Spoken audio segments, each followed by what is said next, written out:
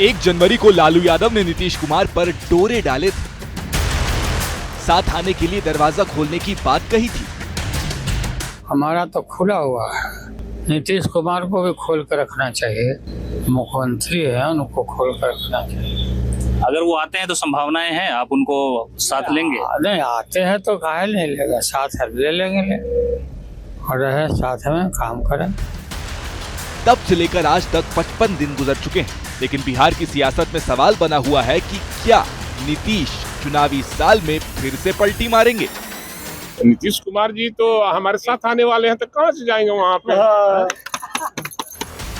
लालू की पार्टी के विधायक का ये बयान महज 4 दिन पुराना है। 20 फरवरी को भाई वीरेंद्र ने नीतीश कुमार को लेकर ये बयान दिया था और विपक्ष के इन्हीं बयानों की वजह से अटकलों का बाजार गर्म रहता है।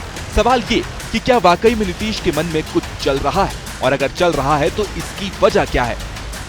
असल में जेडीयू चाहती है कि एनडीए नीतीश कुमार के नेतृत्व में ही बिहार चुनाव लड़े और जब नतीजे पक्ष में आए तो नीतीश कुमार ही मुख्यमंत्री बने।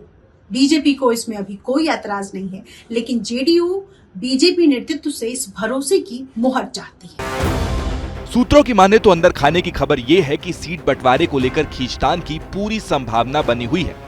जेडीयू के नेता 2020 के फॉर्मूले पर सीट बंटवारे की डिमांड रख सकते हैं। ऐसा होता है तो फिर छोटे सहयोगी दलों के लिए संकट की स्थिति बन सकती है। अभी पिछले हफ्ते दिल्ली में जब एनडीए की बैठक हुई तो चिराग पासवान और जीतन राम मांझी उसमें शामिल नहीं हुए। गैर हाजिर रहने का अलग अलग तर्क दिया गया, लेकिन राजनीति की समझ रखने वाले मान रहे हैं कि सीटों को लेकर ये एक तरह की प्रेशर पॉलिटिक्स का पार्ट हो सकता है। 2020 में चिराग एनडीए से अलग होकर लड़े थे। लोकसभा के हिसाब से देखें तो जेडीयू को 74, बीजेपी को 68, एलजेपी को 29, हम को 6 सीटों पर बढ़त मिली थी। मतलब ये कि 243 में से 177 सीटों पर एनडीए आगे था। लेकिन लोकसभा वाला एनडीए विधानसभा में टूटा तो फिर सत्ता में आना मुश्किल हो सकता है। महागठबंधन की राह आसान होगी। आरजेडी को इस गणित का अंदाजा है, लिहाजा पार्टी लगातार नीतीश कुमार पर डोरे डाल रही है।